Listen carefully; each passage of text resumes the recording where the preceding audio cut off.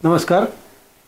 मी सुरुवातीला जो उल्लेख केला की माझ्यासोबत महेश अभ्यंकर परिक्रमेला निघाले, तर ते हे महेश अभ्यंकर हे आपला परिचय देतील. नमस्कार, मी महेश अनंतराव अभ्यंकर, मसालेवाले, राहणार जैन चौक, अकोला.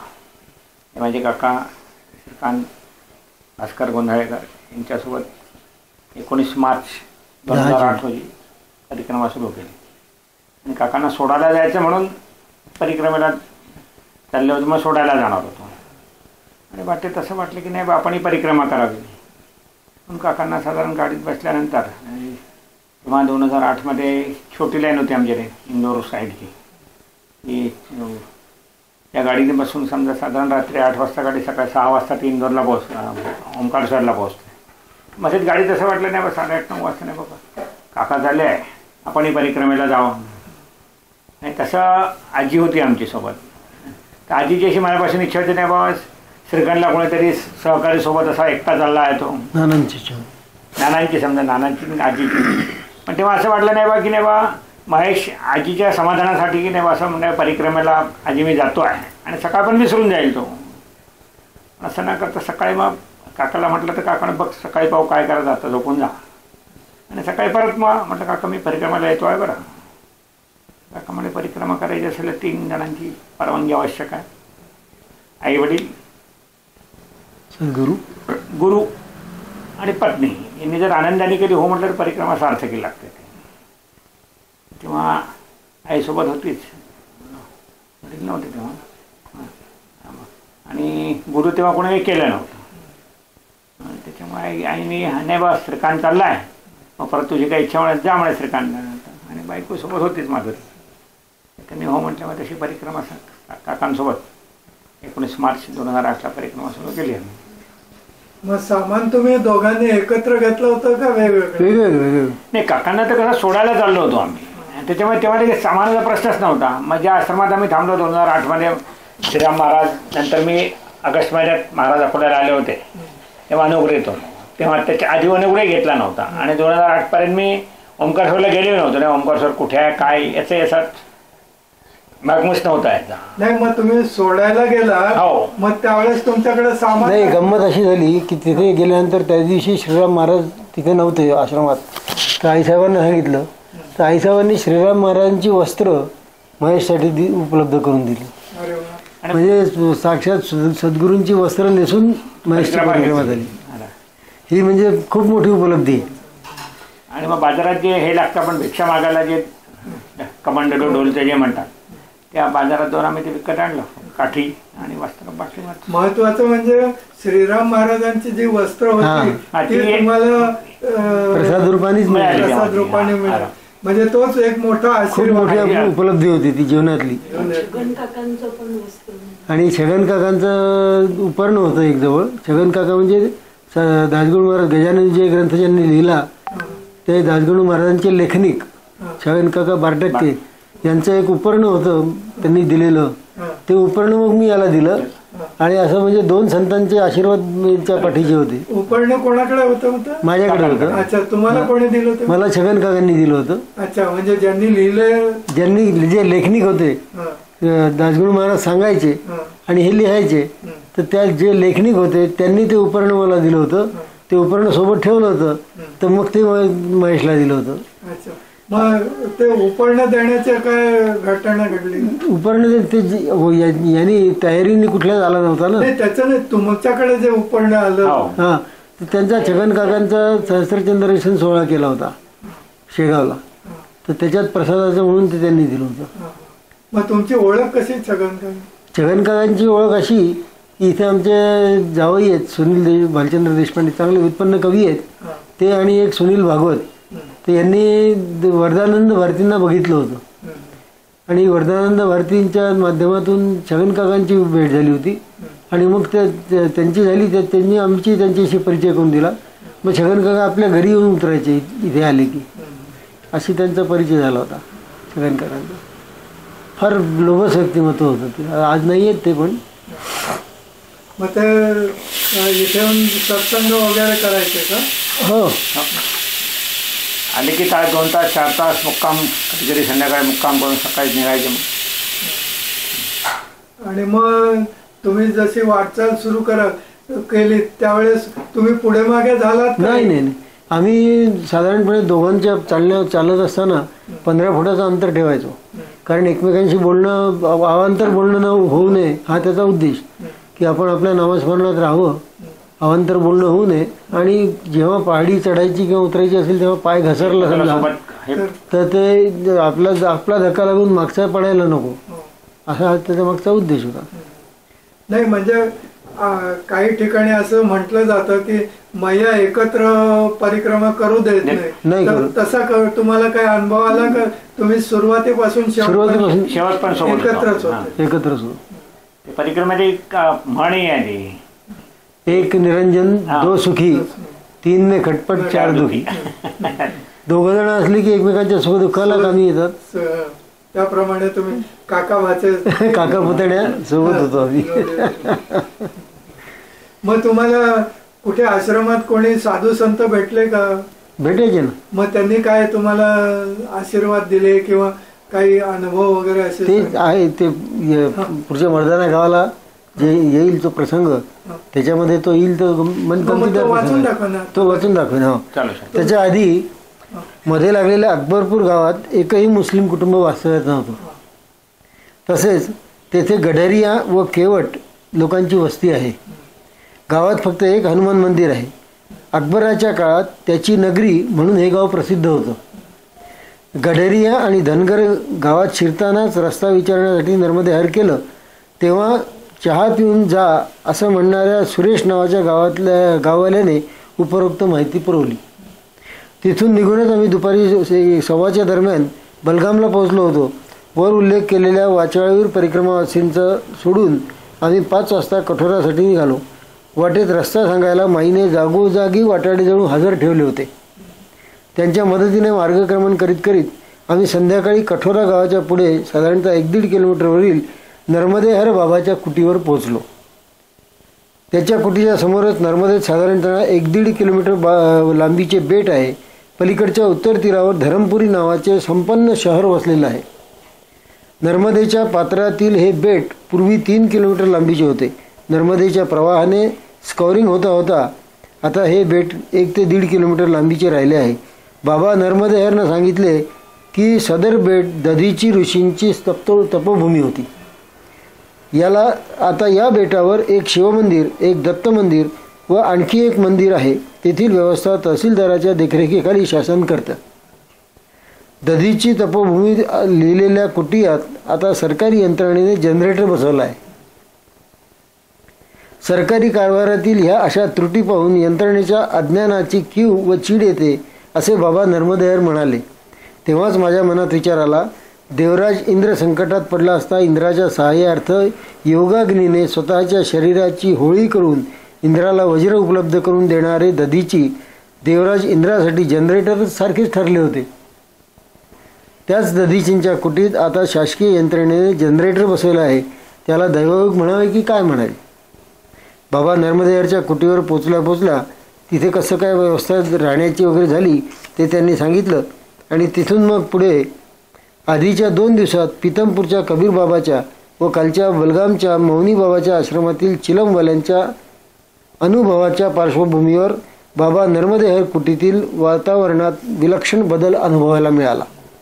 येथे चिलीम, गांजा, दारूच्या कुळचा दूरदूरचाही संबंध नाही, तर बाबाच्या कुटीवर जवळच 1-1.5 किलोमीटर अंतरावरील कोळ्यांच्या वाडी वस्तीतील मुलं मुली अभ्यासाला येतात आणि बाबा त्या मुलांचा अभ्यास करवून घेत होते. दरम्यान आमची जेवणं झाली. बाबाच्या कुटीवर येताना कठोरा गावातून आमच्यासोबत एक काळे कुत्रे आले होते. तो एक प्रसंग, जे कुत्र्यांचे नेहमी भांडणं होतात, नवीन आलेल्या कुत्र्याला थांबू देत नाहीत वगैरे, तो भाग आहे. आमची जेवण झाली. दरम्यान शिकवणीतील म्हणजे फुकट शिकवणीतील आलेली मुलं गेली. जाताना बाबाने त्यांना 200 रुपये दिले आणि होली है ना, जाओ ये पैसे लगाओ, खूब खेलो होली, लेकिन मैंने बताई हुई बातें याद है ना, असं बजावायलाही तो विसरला नाही. मुलांनी आधी पैसे घ्यायला नकार दिला, पण बाबाने पुन्हा म्हटल्यावर घेतले. जवळपास 7-8 मुलं मुली त्या ठिकाणी शिकवणी वर्गाला येत होते. ते सगळे गेले आणि बाबा खुल्ला. बाबा मूळचा पंजाबातला. पिलीभीतच्या आयुर्वेद कॉलेजमधून आयुर्वेदिक आचार्य व आयुर्वेद पंडित म्हणजे BAMS MD. वडिलांची इच्छा होती याने समाजोपयोगी जीवन व्यतीत करावं. बाबाची आई लहानपणीच बाबाच्या वारली, त्यामुळे आईच्या मायेला नाही म्हटलं तरी पारखा झालेला हा बाबा लहान वयातच त्याला वैराग्य प्राप्त झालं. त्याने लग्न केलं नाही आणि हरिद्वारच्या कुठल्याशा आश्रमाशी जोडला गेला. त्या आश्रमाद्वारे चालवल्या जाणाऱ्या स्वास्थ्य उपक्रमात तो काम करायचा. कालांतराने त्या आश्रमाचा तो महंत, ज्याच्यामुळे तो स्वास्थ्य उपक्रम चालायचा तो महंत शांत झाला आणि त्या आश्रमाचा तो उपक्रम बंद पडला. बाबा नर्मदेहर हरिद्वार सोडून बाहेर पडला आणि भटकत भटकत बडौतला गेला. इथे ती गोध्राची जी दंगल झाली होती त्याचा गोध्राला जी दंगल झाली होती, यांची बस जाळली होती काशीवरून येणाऱ्यांची रेल्वे, त्याचा संदर्भ येतो. बडौतला भटकत भटकत गेला त्यावेळी गोध्रा हत्याकांड घडलं होतं. बाबाचे हे भटकणं पाहून कोणीतरी त्याला सल्ला दिला. कोणी पोलीसवाल्याने व कोणीही विचारलं तर परिक्रमावासी हूँ असे सांग, म्हणजे कोणता त्रास होणार नाही. झालंही तसंच. बडोजहून नर्मदा किनारी भटकत असताना कोणीतरी त्याला हटकलं. त्याने सांगितलं परिक्रमावासी हूँ. प्रमाणपत्र बताओ अशी विचारणा झाली तेव्हा सबेरे दिखाता हूँ अशी बतावणी करून ती वेळ तर त्याने मारून नेली, पण आता प्रमाणपत्र आणायचं कुठून? गोध्रा दंगलीमुळे शासकीय आदेशान्वये कुठूनही अशी प्रमाणपत्र देण्यावर गुजरात सरकारने बंदी घातली होती. शेवटी हरिद्वारच्या त्या आश्रमाचं एक लेटर हेड बाबाजवळ होतं. त्यावर बाबानं स्वतःचं नाव टाकून आपण परिक्रमासी आहे असं प्रमाणपत्र तयार केलं आणि त्याखाली सही ठोकली, बाबा नर्मदेहर. अशा रीतीने एक वैफल्यग्रस्त आयुर्वेद पंडित परिक्रमावासी झाला, अर्थात झूटमुटका.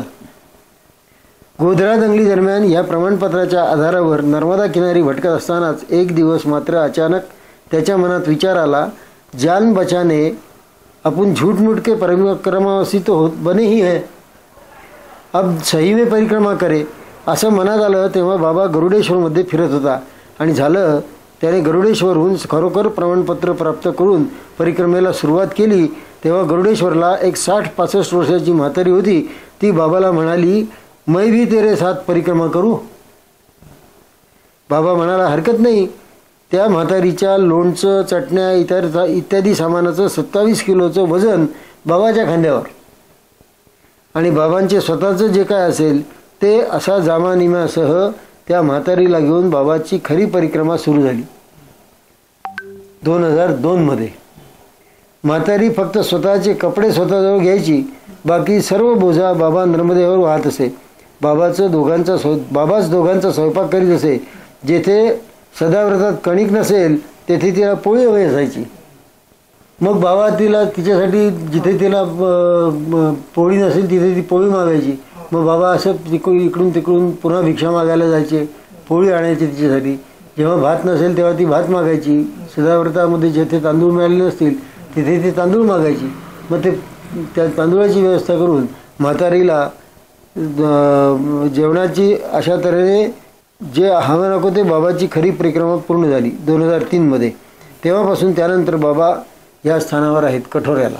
बाबा आयुर्वेदाचे जाणकार असल्यामुळे धरमपुरीच्या वैद्यनाथची एजन्सी असणाऱ्या कोणा औषधी दुकानदाराने बाबाचे प्रिस्क्रिप्शन कार्ड छापले आहेत. त्यावर बाबा आयुर्वेदिक औषधं लिहून देतात. 2 रुपये, 3 रुपये, 5 रुपये अशी नाममात्र फी घेतात. 6 महिन्यात एड्स बरा करू शकतो, 3 महिन्यात मधुमेह पूर्णपणे बरा करू शकतो असा दावा नवे आयुर्वेदिक संशोधन त्याने केले आहे असं तो म्हणतो. आम्ही बोलत असतानाच कोणाला तरी दम्याचा सिव्हिअर अटॅक आल्याचा भ्रमणध्वनी आला. कुठून ते माहीत नाही, चौकशी केली नाही. त्यावर बाबाने फोनवरच औषधांच्या मात्रा सांगितल्या.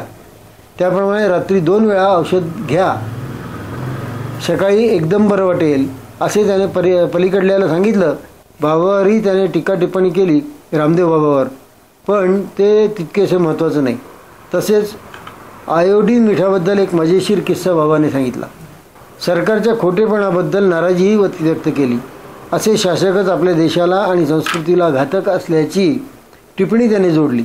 आयोडीन नमकबद्दल बोलताना बाबा म्हणाला, 37 डिग्री सेंटीग्रेडवर आयोडीन व्हेपोराईज होतं आणि आयोडायझेशन करताना NaClमधील Na आणि सोडियम संपुष्टात येतं. अर्थात मिठातील सोडियम गेल्यामुळे फक्त आम्ल गुणधर्म शिल्लक राहतात. म्हणजे आपण 2 रुपये किलोचे साधे मीठ 10पट पैसे खर्च करून 10 रुपये किलोने घेतो.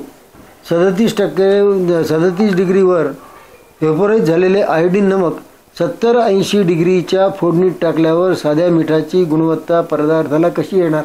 ते फक्त शरीराला ॲसिडिक गुणधर्म वाढवते. अशा रीतीने मुळात अल्कलाईन असलेलं मीठ आपण जास्त पैसे देऊन ॲसिडिक स्वरूपात खरीदतो आहोत आणि सरकारी जाहिरातींवर यावर कुणीही आक्षेप घेत नाहीत. माझ्यासारख्या अशा फटकळ बोलणाऱ्यावर कोण विश्वास ठेवणार अशी खंत बाबाने व्यक्त केली. तसंच बाबा एड्सचा इलाज करत होते. त्या 2 पेशंटची माहिती आम्हाला मिळाली की एड्स इलाजावर 500 रुपये महिन्याप्रमाणे कोऑपरेटिव्ह बेसिसवर खर्च करू शकणारी 50 भली माणसं भेटली तर जमा होणाऱ्या ₹25,000 व ₹10,000 तो स्वतः जमा करेल अशी योजना अंमलात आणू शकणारी माणसं व 6 महिने धीर धरणारी माणसं मिळाली तर एड्सच्या रोग्यांना दिलासा देता येऊ शकेल असे उदात्त विचार बाबाजवळ आहेत. सध्या तो एक नवरा बायको व त्यांचे एक मूल अशा तिघांवर उपचार करीत आहे. त्या माणसाचे वजन 80 किलोवरून 40 किलोवर एड्समुळे आले होते. ते वजन 3 महिन्याच्या इलाजाने 65 किलो झाले आहे. अर्थात त्या एड्सच्या पेशंटच्या प्रकृतीत सुधारणा आहे. सदर पेशंट पलीकडच्या तीरावरील धरमपुरीतील आहेत. त्यानंतर 25 मार्चला उठलो.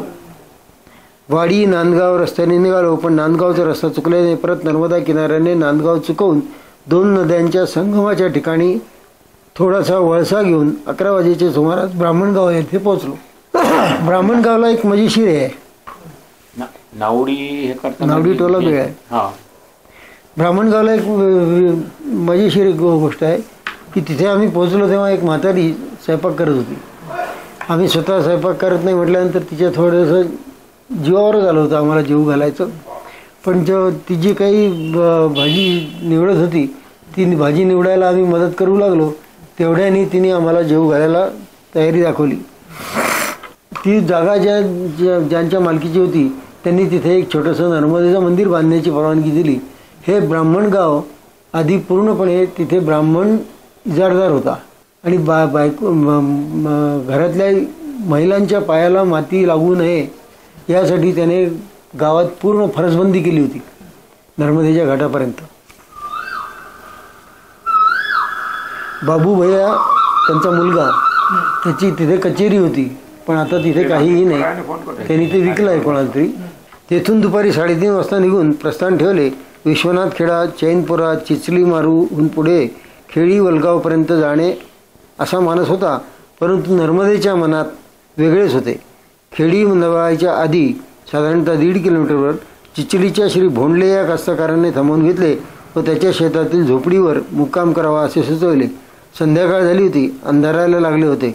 त्यामुळे आपसुकच आमचे पाय त्याच्या झोपडीकडे वळले. ती झोपडी इतकी लहानशी होती की आम्ही दोघं कसे बसे त्याच्यामध्ये मावत होतो.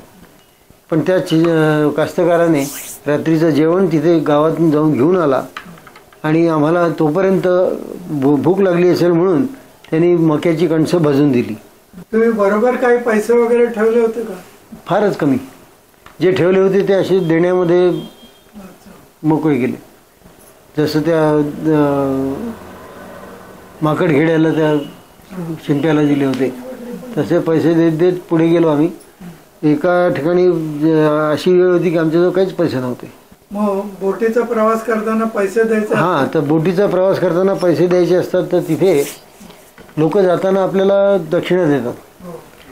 तर बरोबर बोटीच्या प्रवासाला जेवढे पैसे लागतात तेवढे पैसे त्यावेळेला आमच्याजवळ होते. पण माणसाला कष्टाचे मिळवलेल्या पैशाची तर आसक्ती असतेच, पण अशा तऱ्हेने मिळालेल्या पैशाची कशी आसक्ती असते त्याची गंमत सांगतो तुम्हाला. जेव्हा आम्ही त्या याला पोहोचलो कटपूरला पोहोचलो तेव्हा त्या कटपूरच्या आधी एक आश्रम आहे. ते आमचे सद्गुरू च्या नावानेच तो आश्रम आहे तिथे. तर त्या आश्रमात थांबलो होतो. कृष्णानंद आश्रम म्हणून आहे तो. तिथे थांबलो असताना मधलं एक नर्मदेचं दर्शन जे झालं तो प्रसंग आपला ह्याच्यामुळे मागे पडला. तर सादरी बादल आणि महाराष्ट्रातलं साधं बादल असे 2 बादल नावाची गावं आहेत. त्याच्यातलं पहिले सादरी बादलवरून खाली उतरताना एका ठिकाणी एका खडकाला टेकून एक गुराखी वाटावी अशी मुलगी, मोरपंखी रंगाचं पोलकं घातलेलं, हातात पिवळ्या बांगड्या, अशी ती उभी होती. त्यावेळेला आम्ही 3 जण होतो. सीताराम बाबा नावाचा एक संन्यासी होता आणि आम्ही दोघं होतो. त्याच्या आधी मध्ये आमची बोरखेडीच्या तिथे एका म्हातारीने आम्हाला त्यांच्याजवळ होतं ते मागून घेतलं. मग ते त्यांना देऊन दिलं. ती डोलची होती. ते त्या म्हातारीने सुद्धा आप 2 जनों को 2 डोलची काय को चाहिए, आप 2 साथ में होना बोले, तो 1 डोलची ठीक रहेगी, तो 1 हमको दे दो असं म्हणून तिला देऊन दिली. त्यावेळेला आमच्या सोबत जे सीताराम बाबा म्हणून होते तर ते म्हणाले की मग आता उनको 10 लगी थी. त्यांना तिला विचारलं, म्हटलं 10 लगी आहे और भूक भी लगी आहे. तर जे लुटतात तेच आपल्याला जेव घालतात. त्या म्हातारीने तिच्या झोपडीवर घेऊन गेली आणि त्या झोपडीवर गेल्यानंतर तिचा मुलगा पहुरलेला होता. त्या मुलाशी बोललो आम्ही की म्हटलं ये तो आप लोग ठीक नहीं करते. बोले क्या हो गया. बोले मतलब तो आप घर में सोए हो और बुढ़िया को लूट करने के लिए भेजते हो. बोले हम बुढ़िया को तो कितनी बार बोलते कि मत लाते जा किसी को मांग के कुछ. देखो बोले तिची अशी छपरी होती. त्या छपरीमध्ये तिने सगळ्या मागून आणलेल्या वस्तू त्याच्यामध्ये लटकवलेल्या होत्या. कुठलीही वस्तू ते स्वतः वापरत घेत नव्हते. तर हे आमचं बोलणं चालू असेपर्यंत त्याच्या सुनेनी बाहेर आतमध्ये स्वयंपाक करत होती. तिने ते ऐकलं आणि तिने आमच्यासाठी सुंदर अशा भाकरी आणि त्याच्यावर त्यांच्या घरात जे होतं ते बिचाऱ्यांच्या अगदी मिरचीचं कालवण, कोरडी मिरची हे करून थोडं 2 थेंब तेल टाकलेलं, त्याच्यावर मीठ टाकलेलं आणि असा लाडू मिरचीचा त्या एका भाकरीसोबत त्यांनी त्या खायला दिला. पण त्या भाकरीची चव अजूनपर्यंत आमच्या याची गेलेली नाही. असे एक प्रसंग जे काही नर्मदा आपल्याला देते ते खरोखरच वाखाणण्यासारखेच असतात.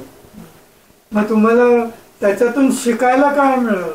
शिकायला नर्मदा परिक्रमा ही एक मोठी शाळा आहे. आपण ज्या शाळांमध्ये लौकिक शिक्षण घेतो तिथे जे काही शिकायला मिळत नाही, माणुसकी, अनासक्ती, मुख्यमंत्री जे आपण म्हणतो नाही बा, अन्नाचा अनादर करू नका, ताटावर बसल्यावर अन्नाला नावं नका ठेवू, ते एक सगळ्यात मोठी शिकवण. आणि सगळ्यात मला एक असा अनुभव, जे तुम्हाला आवडत नाही तेच परिक्रमेत मिळते.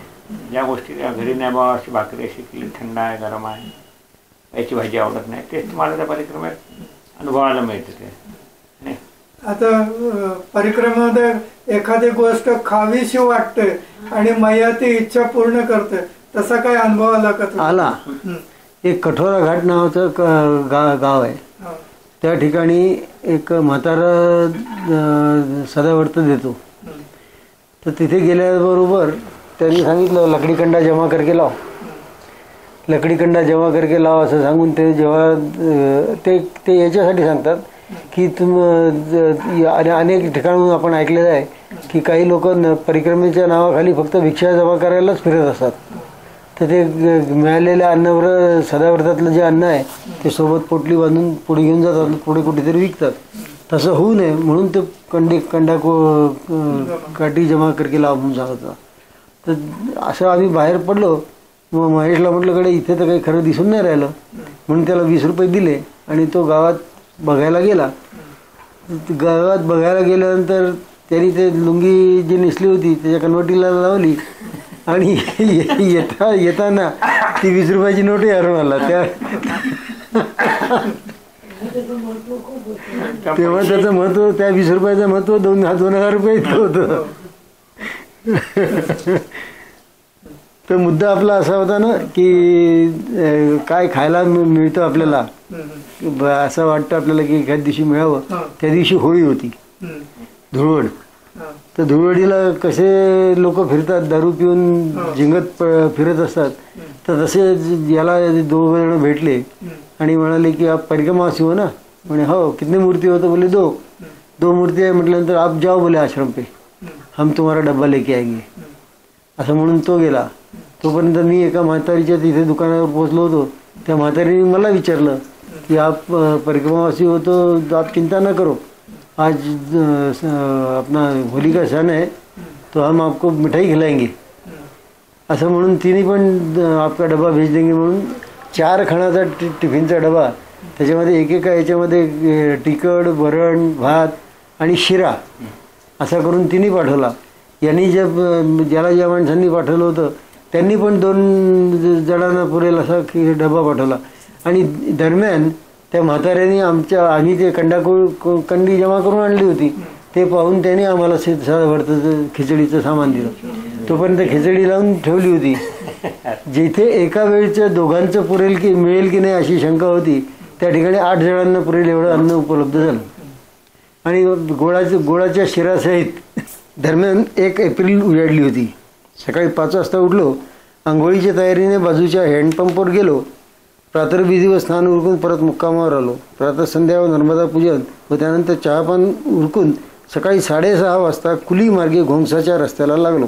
मध्ये बोरखेडी गाव व गावापासून दूरवर दुसऱ्या पहाडावरील बोराखेडीची वस्ती आहे. व बोराखेडीची वस्ती ओलांडून कुली गावाच्या शिवारात प्रवेश केला. कुली गाव जवळ आलं. त्या गावातील पहिली झोपडी उजव्या हाताला डोंगरावर होती. त्यातील मोठा माणूस बाहेरच बसून राहिला. त्याने 10-12 वर्षाच्या व त्याखालील मुलांना आमच्यापर्यंत पाठवले. मुलं आमच्याजवळ आली, म्हणाली, पिसा दो, दान करो, धर्म करो. त्यांनी असं म्हटल्यावर आम्ही त्यांना सांगितलं आमच्याजवळ पैसा नाही. तेव्हा त्या मुलाने आमच्याजवळ येऊन सरळ माझ्या घड्याळाला हात लावला आणि पाहता पाहता घड्याळ काढून घेतलं आणि म्हणायला लागला, अब जाओ बाबा. तेथून आम्ही पुढे आलो. काही 2-3 छोट्या मुली पुढे आल्या, म्हणाल्या, धर्म करो बाबा, धर्म करो. आमच्यासोबतच्या त्यागीने त्याची पोटली खोलून त्यांच्यापैकी दोघींना 1 शाल आणि 1 ब्लँकेट देऊन टाकलं. पुढे पुन्हा तसाच एक मुलींचा जथ्था समोर आला. त्यांच्यासोबत एक आजीबाई होती. त्यांनाही त्यागीने आमच्यासाठी आणलेले इतर धोतर वस्त्र इतर दिले. त्यागी पूर्ण सामानासह मुक्त झाला. नंतर त्यागीने तिला गूढ आहे का विचारले, तेव्हा ती झोपडीवर घेऊन गेली. हा तो भाकरी वगैरे खाऊ घातला त्याचा प्रसंग. तिथेच 4 वाजेपर्यंत विश्रांती घेतली. मग पाण्याची खोली बघूनच महाराजांनी सांगितले, पोचल्या नर्मदेवर हातपाय धुवून गेलो तेव्हा सोबत उदबत्ती, कापूर, फुलवात वगैरे तदीयपाद पंकजमच्या गजरासोबत हातपाय धुवून नर्मदा पूजन केले. प्रसन्न वाटले. वर येऊन थोडा वेळ श्रमपरिहारार्थ अंग टाकले तर थोड्याच वेळात काळा चहा तिथल्या भक्ताने समोर आणून ठेवला. घोंगस्याच्या महाराजांच्या लखनगिरी बाबा महाराजांच्या आश्रमात. थोड्याच वेळात काळा चहा तिथले भगताने समोर आणला. चहा घेऊन पुन्हा आम्ही थोडा वेळ आडवे झालो. चालण्याच्या श्रमाने डुलकी लागली. महाराजांनी स्वतः वरण भात, बाटी आणि शिरा असा भोजनाचा बेत केला होता. स्वयंपाक झाल्यावर भगताने जेवणाला हाक मारली. साधारणतः 1च्या सुमारास जेवलो. नर्मदा काठावर उंचावर असल्यामुळे बरीच जोराची हवा सुरू होती. भगताने ब्लँकेट दिले, त्यामुळे थंडी जाणवली नाही.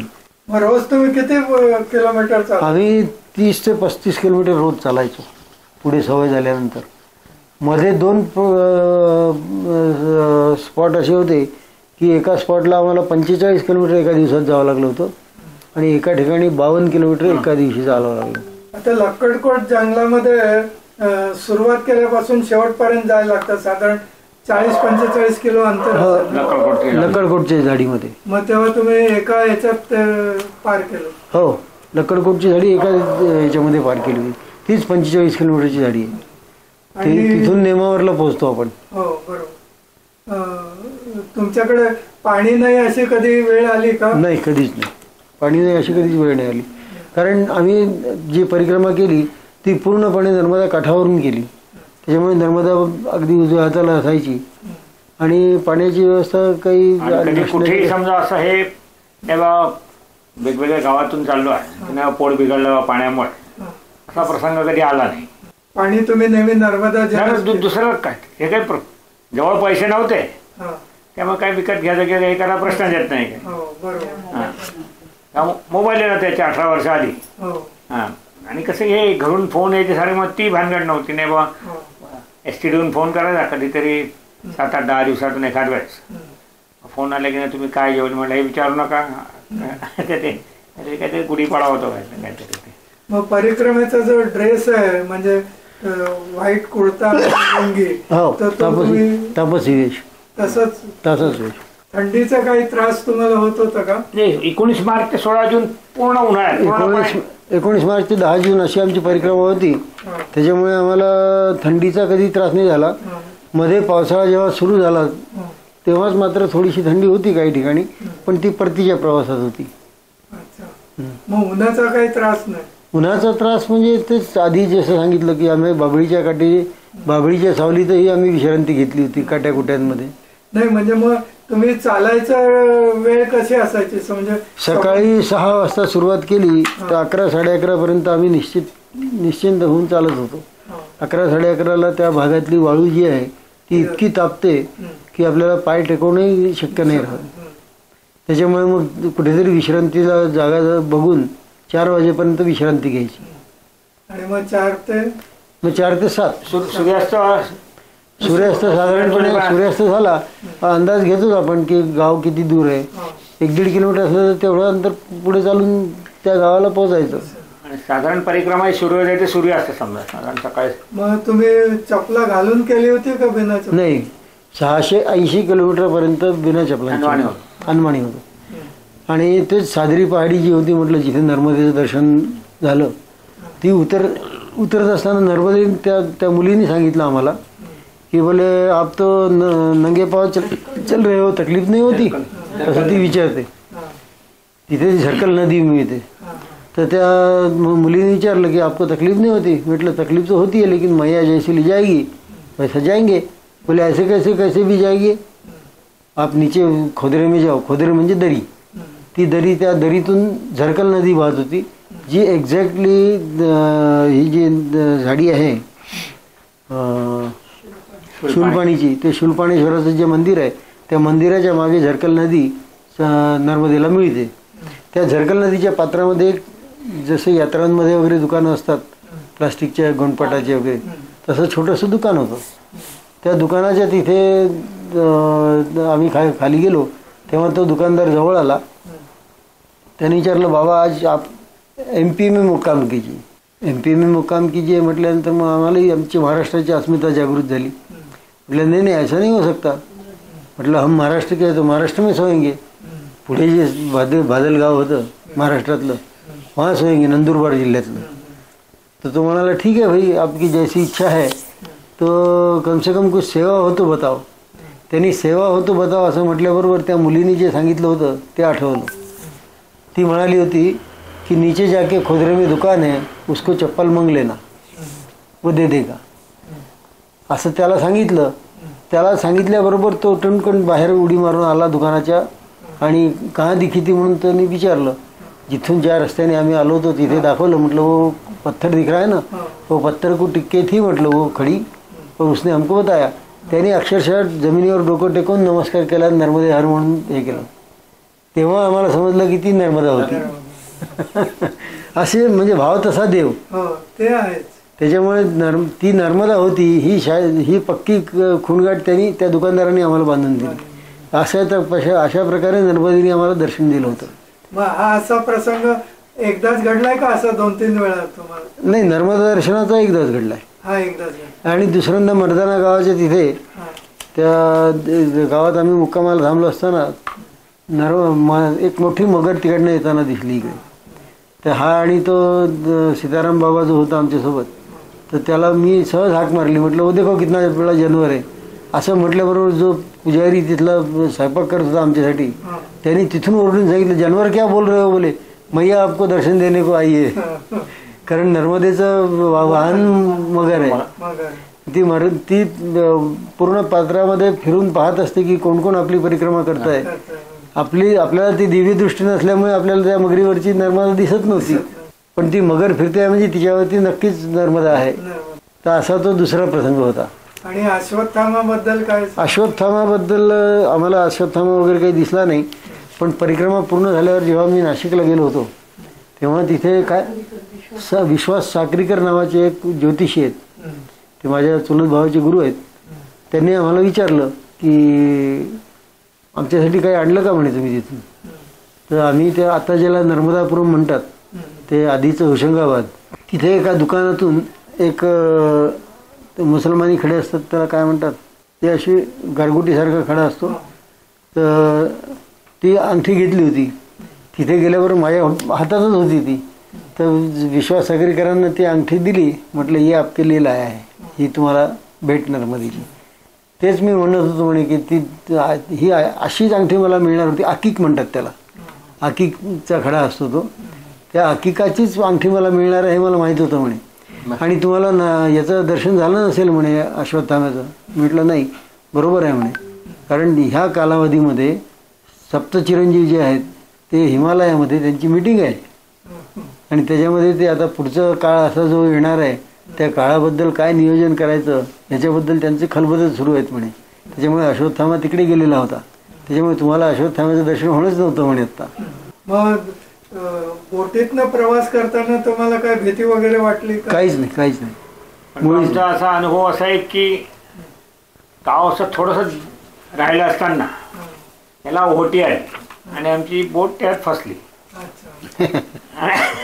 आणि साधारण जे परिक्रमा असे असतात ते एकदा ज्या आश्रमात सोडला तिथे परत जात नाही. पण आम्ही घरग्रस्ती आलो होतो. मग काका इथे करायचं काय आता, तर आम्ही तिथे बोट फसल्यामुळे परत निघालो त्या आश्रमात. तिथे गेलो. पण आमच्यासोबत जे 2 साधू बैरागी होते ते तिथे त्या झाडाखाली थांबून त्यांनी एक दिवस तिथेच तसा काढला. आणि आम्ही त्याच्यानंतर मग दुसऱ्या दिवशी जेव्हा बोट लागली त्या दिवशी आम्ही रात्रीमध्ये त्या तीरावर पोहोचलो. मग तुम्ही पैसे ठेवले नव्हते तर मग कन्या भोजन वगैरे काय करायची वेळ नाही? ते निघतानाच केलं होतं ना. ते निघताना पैसा जवळ होताच. नाही मध्ये कुठे केलं होतं कन्या भोजन? नाही, इथे आल्या परिक्रमा पूर्ण झाल्यानंतर या तटावर इकडल्या मधल्या काळामध्ये कुठे करायची वेळ? आणि तसंही कसं परिक्रमा जसं जो नियम म्हणा काय म्हणा परिक्रमा पूर्ण झाल्यावर कन्या भोजनच्या सुरुवातीला असं मध्ये हे नाही आहे. असं मग तुमच्या काही वस्तू हरवल्या बिरवल्या असं काही झालं? नाही नाही, काहीच. ते माझ्या हाताला घड्याळ होतं ना, याला सारखी वेळ पाहिजे असायची. किती ते बरोबर नर्मदेने ते घड्याळ काढून घेतलं. किती वाजता पोहोचलो काय पोहोचलो. आम्ही एक दिवस संध्याकाळी तिथे पोहोचल्यानंतर नाही बाबा भोजन प्रसादी झाली. संध्याकाळी थांबलो तिथे. त्याला म्हटलं घडी मिलेंगी क्या. तर त्यांनी जे भिंतीवर लावायचं घड्याळ आहे तेच मला आणून दिलं होतं. बोला आपको समय सवेरे जल्दी उठणार. मला तेवढं इतकं हसू आलं. म्हटलं आपण तिला घड्याळ मागितलं नाही बघ, घड्याळ हे समजासाठी. त्याला वाटलं नाही पहिला दुसरं अजून काही काम आहे का. त्यांनी भिंतीवरचं घड्याळ काढून मज्जावर दिलं होतं. येलो बोले महाराजची घडी. एक एक एक ते झालं होतं. हातातून दिवा पडला होता. खूप रडू आलं होतं तेव्हा. आपल्या काही त्याच्या परिक्रमेला अक्षरशः गाय मोकलून रडला होता. आपल्या हातून काहीतरी असं झालं मग आपल्या दिवा पडला आणि तो हे झाला. आम्ही राजपिपल्याला गेलो तेव्हाचा एक प्रसंग तुम्हाला सांगतो. राजपिपल्याला झाल्याने गेलो सोबत काक्या पण होता. 21 किलो काक्या म्हणजे एक परिक्रमावासी सोबत भेटला होता. तर धडगाव नावाचं गाव आहे तिथे तो सीताराम बाबा आमच्यापासून वेगळा झाला. एक म्हातारा काका आमच्यासोबत परिक्रमावासी होता. तर सोबत काक्या पण होता. 21 किलोमीटरचा प्रवास मध्ये 2 वेळा मिळालेला चहा घेऊन दुपारी 11:30ला दागरमधील श्री जमीनभाईंच्या नर्मदा इंडस्ट्रीवर पोचलो. ते आमची वाटच पाहत होते. तेथे अरविंद आश्रमाचे 2 साधक, एक स्त्री व एक पुरुष होते. त्यांच्याशी चर्चा झाली. मग जतीनभाईंनी आमच्यासोबत एक माणूस देऊन आम्हाला बाजारात पाठवले. त्यांच्या पार्टनरला पाठवून आम्हाला पाहिजे ते खरेदी करून देण्याचे त्याला सांगितले. त्याप्रमाणे त्यांनी 160 रुपयाची औषधं, 120 रुपयाचे घड्याळ, 200 रुपयाचा चष्मा, 800 रुपयाचे जोडे, 550 रुपयाचे कपडे, लुंग्या 2, बनियन 4, अंडरवेअर 2 आणि 2 गमचे असे एकूण 1930 रुपयाचे केवळ श्री व सौ विनोद यांच्या सांगण्याप्रमाणे आमच्यासाठी बिनदिक्कत खर्च केले. कधी जन्माचाही संबंध नसलेले आम्ही माईच्या कृपेने जतीनभाईचे जन्माचे ऋणाईत झालो. इतके करूनही जतीनभाई थांबले नाहीत, तर त्यांनी त्यांच्या घरी स्वयंपाकही करवला होता. त्यांच्यासोबत आधी शिरापुरीचा मनसोक्त आस्वाद घेतला. श्री जतीनभाईंनाही त्यांनी बोलावून घेतले होते. जतीनभाई मृगेंद्राचा स्वभाव व एकंदर जगण्याने अत्यंत प्रभावित दिसले. सध्या मृगेंद्र कर्नालीला येथे 7 वर्षापासून राहतात. तेथील एक घटना त्यांनी सांगितली ती अशी की कर्नालीला 70-80 ब्राह्मणांची घरे आहेत. मृगेंद्र जेथे राहतात त्याच्याजवळ असलेल्या स्टँडपोस्टवरून पाणी भरण्यास एका ब्राह्मणानेच त्यांना बंदी केली. वास्तविक त्यांचा मुलगाही मृगेंद्राकडे शिकत होता. तेव्हा मृगेंद्रांनी त्याच्याशी केला कोणताही वाद न करता त्या घटनेपासून ते सरळ नर्मदेवरून आवश्यक पाणी भरून आणतात. दुपारी 3:30 वाजता जतीनभाईंकडून पुढील असलेल्या गावाच्या मुक्कामाच्या हिशोबाने पुढे चालायला लागलो. श्री जतीनभाईंनी मुख्य चौकापर्यंत आम्हाला वाट दाखवायला येऊन थांबले होते. त्यांच्या मार्गदर्शनानुसार आम्हाला इथाचा रस्ता धरला. मध्ये मला 2 वेळा लोट्याला जावे लागले. शिरापुरी जाईल कुठे? अहो, संध्याकाळी 7:15 वाजता आम्ही आमलेटाच्या श्री अंबिका निकेतनमध्ये पोचलो. या आंबेठ्याहून ते सातूचं पेठ देतं. हां, आणि ते जगदीशमढी जी आहे ती आमलेठा गावात आहे. आमलेठा गावामध्ये ते गायत्री मंदिर, अंबिका मंदिर आहे. आणि जगदीशमठी ही नर्मदेच्या किनाऱ्यावर आहे. त्याच्यामुळे आम्ही नर्मदेच्या किनाऱ्यावर काही गेलो नाही. आम्हाला जतीनभाईंच्या आईने भातक्यासाठी प्रत्येकी 50 रुपये हातावर ठेवले होते. हे 50 रुपये पुढे आम्हाला याच्या कामी आले, नाव पार करताना कामी आले. त्याच्यातलंही असं माणसाला आसक्ती कशी असते त्याची गंमत सांगतो. तिथे पोचल्यानंतर एक संन्यासी तिथे आला. आम्हाला त्यांनी लोकांनी तिथे मागे याच्यातली मंदिरातली खोली दिली होती राहायला. आणि तो संन्यासी बिचारा त्या झाडाच्या पारावर झोपला होता. मला सारखं डोक्यात येतो. तेव्हा माझा पाय अक्षरशः हत्ती पाय झाल्यासारखा सुजलेला होता. एका पायात बूट घालत होतो, एक बूट असा खांद्यावर घेऊन चालत होतो.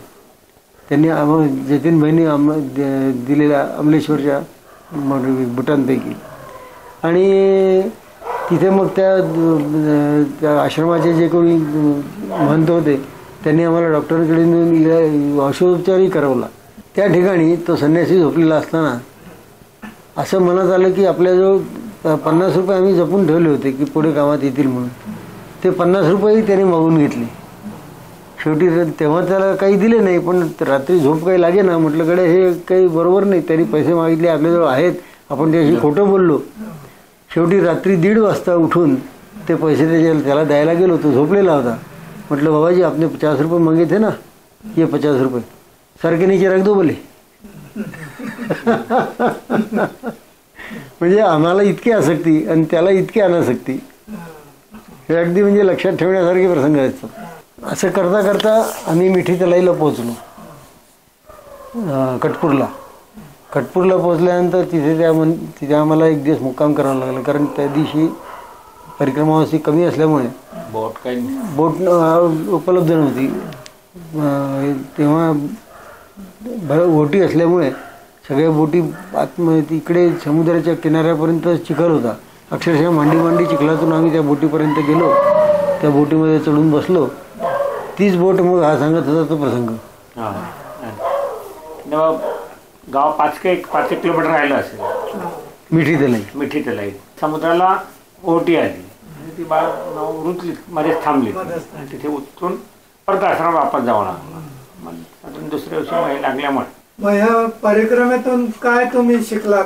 परिक्रमेतून हे महत्वाचं शिकलो ते असं की असेल त्या परिस्थितीत आनंद मानला पाहिजे. आणि माणसाचा मी पण जो अहंकार नाही, मग मी हे काय हा सगळ्यात. आणि भिक्षेचं प्रावधान ठेवल्यामुळे हे बघ तुम्ही मागे कोण आहे काय आहे त्याची काही नाही.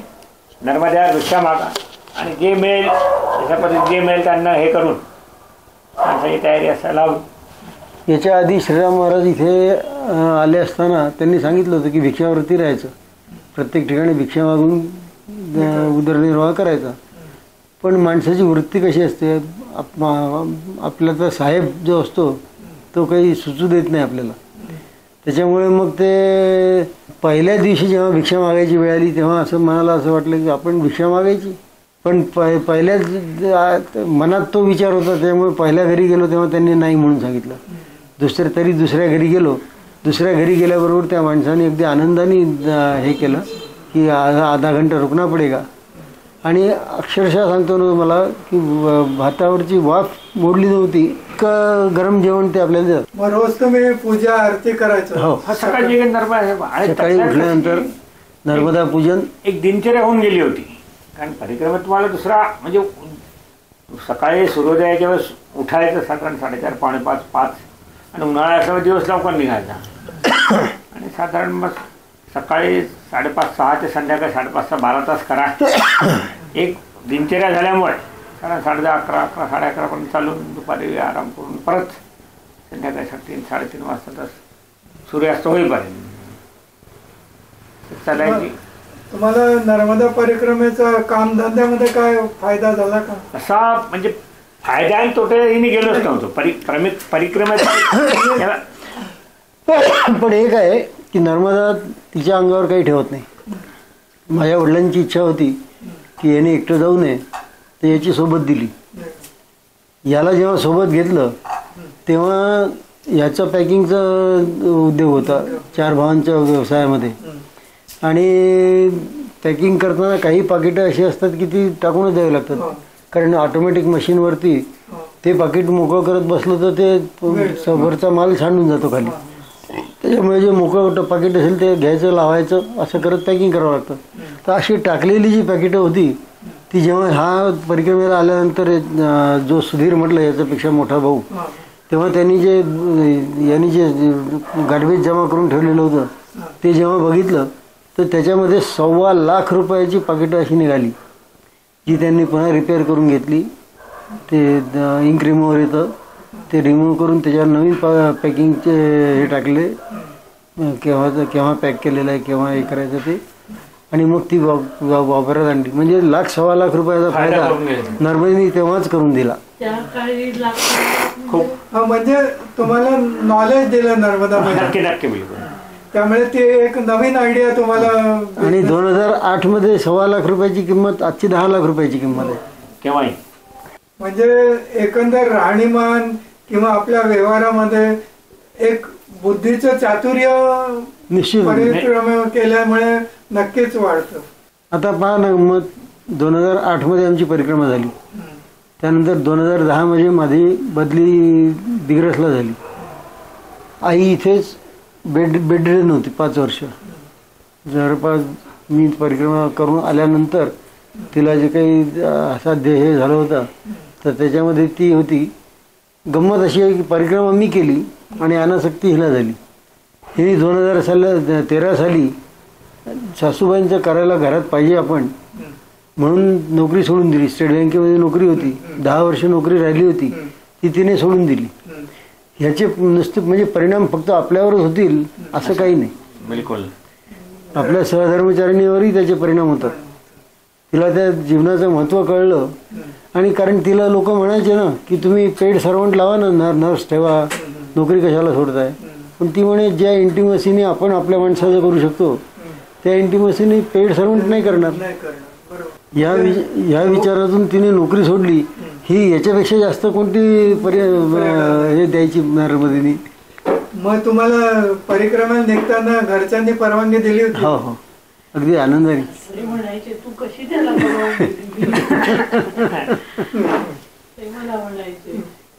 मग तेव्हापासून तुमच्या घरामध्ये अध्यात्माची नाही, अध्यात्माची जोड आधीपासूनच आहे. आधीपासून परिक्रमाला जायच्या आधीपासून.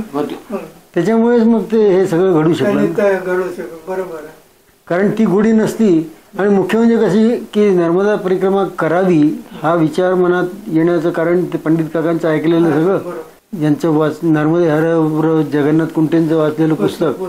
त्याच्यामुळे त्या 2000 म्हणजे 8 पर्यंत 1982 ते 2008 नर्मदा खंडाचा पूर्ण अभ्यास झालेला होता. आणि ती इच्छा अशी सारखी बाळवतच होती की आपल्याला जायचं परिक्रमेला. मग आता नवीन परिक्रमावासी जे असतील म्हणजे ज्यांची इच्छा आहे त्यांना तुम्ही काय संदेश देईल? त्यांना संदेश हाच देऊ की अनावश्यक ओझं स्वतःचं सोबत ठेवू नका. आजचे घालायची वस्त्र आणि उद्याची वस्त्र याच्या पलीकडे एक लोटा, एक डोलची म्हणजे एक कमंडलू असं फक्त सामान जरी तुम्ही ठेवलं तर पूर्ण परिक्रमेमध्ये तुमची 3 वर्ष 3 महिने 13 दिवसाची असो का मुंडमाळ परिक्रमा 3.5-4 महिन्याची असो, तुम्हाला एक पैसाही जवळ ठेवायची गरज नाही. तुम्हाला इथून नर्मदा तीरावर परिक्रमा उचलायला जाईपर्यंत जे काही लागतील तेच पैसे तुमच्या घरून खर्च करून जा. तिथून मात्र निष्कांचन होऊन तुम्ही पूर्ण परिक्रमा करा. तुम्हाला कशाचीही नर्मदा कमतरता पडू देत नाही. जेव्हा ज्या दिवशी असं वाटेल की आज जिलबी खावी तर आज नाही मिळाली तर उद्या तर नक्कीच मिळते. नर्मदा उपाशी तुम्हाला नर्मदा उपाशी नाही ठेवाय. आमच्या 86 दिवसाच्या परिक्रमेमध्ये एक सांजही आम्हाला नर्मदेने उपाशी ठेवलं नाही. माझ्या पायाला तर जे 680 किलोमीटर चालून गेल्यानंतर इथे अक्षरशः हा पायाला तिथे गेल्यावर त्या डॉक्टरांनी सांगितलं की चलने में आतून तो डॅमेज झालं होतं. जॉईंट डावा पायाचा अंगठा आणि पहिलं बोट ह्याच्यामधला जो जॉईंट आहे तो आतून डॅमेज झाला होता आणि त्याच्यामुळे गॅग्रीन इन्फेक्शन झालं होतं. पण त्यांनी तिथे भडोसला कोणतं जीवन अस्पताल आहे, मोदी आडनावाचे डॉक्टर होते तिथे. तर त्यांचं ते हॉस्पिटल होतं याचं होतं म्हणजे ट्रस्टचं होतं. तर तिथे त्यांनी सांगितलं की यहाँ से आगे 15 या 20 दिन आप पैदल नहीं चलना. मग त्यांना सांगितलं की असं असं आहे तर मग सुट्टी एवढ्या 3 महिन्याची मिळू शकते, तेवढ्यात आम्हाला ती परिक्रमा पूर्ण करायची आहे. त्यामुळे फिर आपत्कालीन स्थिती में वाहन का प्रयोग किए तो परिक्रमा खंडित नहीं होती. आप यहाँ से 20 दिन तक के पैदल नहीं चलना असं म्हटल्यानंतर मग भडोस ते जबलपूर एवढा प्रवास आम्हाला कधी जे वाहन मिळेल त्या वाहनाने करायचं काम पडलं. त्याच्यातही आम्हाला कधी पैशाची अडचण भासली नाही. कारण लोक दक्षिणा द्यायचे त्याच्यामध्ये कधी तिकीट मागितलं कंडक्टरनी तर दिलं. नर्मदा एअर म्हटलं की कंडक्टरही तिकीट मागत नाहीत. तिथे प्रायव्हेट गाड्या चालतात, तिथे सरकारी गाड्या नाहीतच. आम्हाला असा अनुभव आला घरी बसून की यांना एका ठिकाणी खूप त्रास झाला होता आणि सारखं त्याच घाटावरचं नाव यायचं. 4 दिवस झाले, 5 दिवस झाले, तिथेच आहे तिथेच आहे असंच सारखं ऐकायला मिळायचं. काळजी वाटायला लागली होती. म्हणून मग यांची बहीण आली होती की बुवा आईबाबांना विरंगुळा पाहिजे म्हणून 4 दिवस राहायला आली होती. दादा गेलाय तर आम्ही दोघी नंदा भाऊजाई अशा झोपलो होतो. मला भर दिवसा स्वप्न पडलं की नर्मदेचा प्रवाह गणपतीने, म्हणजे आता हे खरं सांगण्यासारखं नसतं पण गणपतीने रोखून ठेवला आहे, म्हणजे की काहीतरी करून यांना थांबवलंय आणि काहीतरी त्रास होतो आहे म्हणून हे थांबलेत असं मला घर बसल्या दिवसा डोळ्या असं स्वप्न पडलं म्हणा किंवा असं असं विचार आले काय सांगता नाही येत मला असं. आणि लगेच कळलं की असं यांच्या पायात खूप जखम झाली आहे आणि त्याच्यामुळे पुढे नाही जाऊ शकत आहे. हे म्हणजे खूप नवलाचीच गोष्ट होती. हॉस्पेट नावाचं एक गाव आहे, त्या ठिकाणी आम्ही पोहोचलो होतो. माझ्या पायाला लागलेलं होतं. 1-1.5 किलोमीटरच्या वर मी चालू शकत नव्हतो. कसं तरी करत 6-5-6 तासामध्ये फक्त 4 किलोमीटर चालू शकलो. त्या हॉस्पेट गावाला पोहोचलो. तिथे वडावाला या मुस्लिम बंधूचं एक घर होतं. त्याला तिथे भिक्षा मागितली तेव्हा त्याला सांगता नाही आलं. आम्ही मांसाहारी असल्यामुळे तुम्हाला आमचे चालणार नाही असं तो म्हणाला. कुणाचाही धर्म भ्रष्ट होऊ नये असा त्याचा भाव होता. तशातच त्याला म्हटलं केवळ 2 रोटी और नमक मिरची भी हो तो चलेगा. तेव्हा त्याने घरातून निरोप आणला. खिचडी व लोणचे चालेल? चालेल. चालेल म्हटल्यावर त्याने 1 थाळी भरून खिचडी, 2 वाट्यापैकी एका वाटीत लोणचे आणून दिले. खिचडीत हळदीचा मारा खूपच होता. त्याने महेशला ती धकतच नव्हती. मी त्याला जमेल तेवढी खिचडी खाऊन पाणी पिऊन ढेकर दिली. तसेच हात धुवून आम्ही पुढे निघालो. एका झाडाच्या सावलीत मोजून अर्धा तास वामकुक्षी घेतली आणि पुढच्या रस्त्याला लागलो. म्हणजे तिथल्या नर्मदा काठावरच्या मुसलमानांची सुद्धा ही भावना आहे. असं काही नाही. म्हणजे तेव्हा 2008 मध्ये तरी हे आम्ही अनुभवलेले प्रसंग आहेत. आधी त्या शेतातल्या त्या मजुरांनी सांगितलं होतं ते, आणि हे चांगलं वाढलेल्या गावातलं उदाहरण. म्हणजे श्रीराम महाराजांनी स्वतः मग यांना दवाखान्यात नेलं, ट्रीटमेंट करून आणली. हे आणखीन आपल्या जीवनात एखाद्या संतांनी आपल्याला मदत करावी हा खूप मोठी उपलब्धी म्हणायची. मिठी तला येऊन पुढे आम्ही आंबेठा नावाच्या एका गावात पोहोचलो. तिथेच तो कृष्णानंद आश्रम होता. तिथे पोहोचल्याबरोबर तिथले जे धरतीनंद नावाचे महंत होते त्यांनी आम्हाला पाहिल्याबरोबर म्हणाला, आओ पंडितजी अब हमें खाना मिलेगा. असं म्हणण्याचं कारण त्याला विचारलं तेव्हा तो म्हणाला की आम्हाला रसोईया 4 दिन हो गए आए नाही. आणि तिथेच तो आरती पडली, तो जो कार्यक्रम हे झाला होता घटना ती तिथे झाली होती. तिथे एक दिवस त्यांनी आम्हाला सांगितलं की आज अच्छी खीर बनाव. काजू किशमिश हार पडला, आपला हातातलं ताट पडलं, रडला. मेरा महेश रोया बोले आज, तो आज उसके लिए खीर बनाओ. मला सांगत होतो, पंडित जी आप रसोई में जाओ और मेरे लिए महेश के लिए खीर बनाओ. काजू किशमिशाचे त्याच्या याच्यामध्ये बरण्याच्या बरण्या भरलेल्या होत्या. फर्स्ट क्लास उसको जीरे का तडका देना बोले. आता खिरीला कधी तडका दिल्याचा आपण ऐकतो का? पण त्यांनी ते त्यांचं कोठीघर पूर्णपणे आमच्या ताब्यात दिलं होतं. इतका विश्वास, म्हणजे परिक्रमावासीच्या अंगावरची जी वस्त्र असतात ती वस्त्र तुमच्याबद्दलचा विश्वास निर्माण करतात इतर कुठला. आणि तुम्हाला पूर्ण परिक्रमेमध्ये कोणीही तुम्हाला नाव गाव पत्ता विचारत नाही. बाबाजी, पंडितजी अशाच नावाने संबोधन करतात.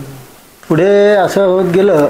मग जसं माझ्या पायाला त्रास झाला होता तसं पुढे एका ठिकाणी सांडिया नावाच्या गावाला, तिथून आम्ही निघालो होतो.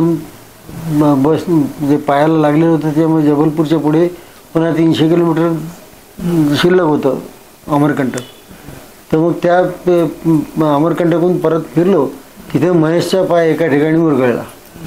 इतका मुरगळला की त्याला चालणंही शक्य नव्हतं. असं मजल दरमजल करत आम्ही याला पोचलो. धुवाधार जो आहे जबलपूरचा, त्या ठिकाणी तिथे एक जनाना आश्रम आहे, सरस्वती आश्रम म्हणून. त्या ठिकाणी आमचा मुक्काम झाला. आणि तिथून पुढे 7 किलोमीटरवर एक घुगरा नावाचं गाव आहे. त्या ठिकाणी बालसन्यासी एक होते आणि एक मौनी बाबा म्हणून गृहस्थ त्याच्या मदतीला थांबले होते.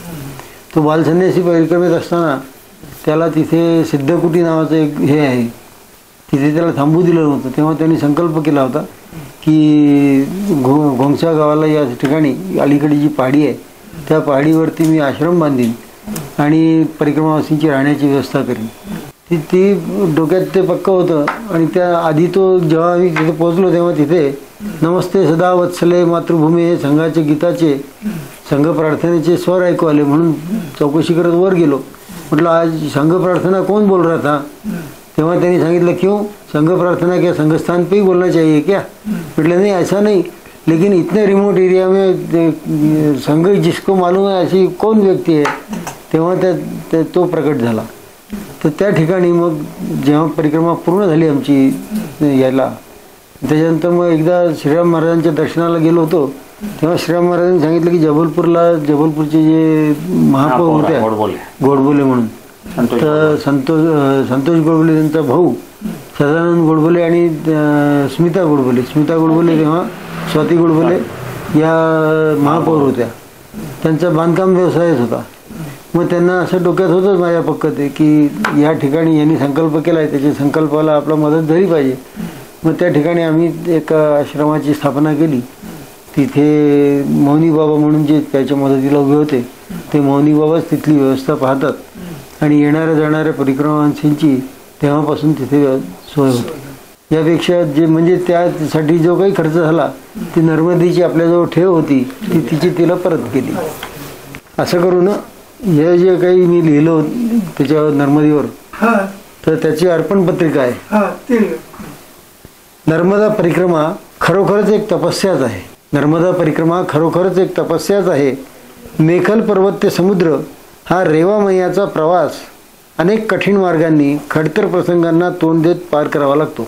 संपूर्ण भक्तिभावाने परिक्रमारत असणाऱ्यांनाच भाव तसा देव या न्यायाने रेवा मैया दर्शन देतेच देते. हजारो परिक्रमावासी हा कंटकाकीर्ण मार्ग वर्षानुवर्ष अनुसरत आहेत. त्यांच्यासह नर्मदा मैयाला ही शब्द फुलं अर्पण.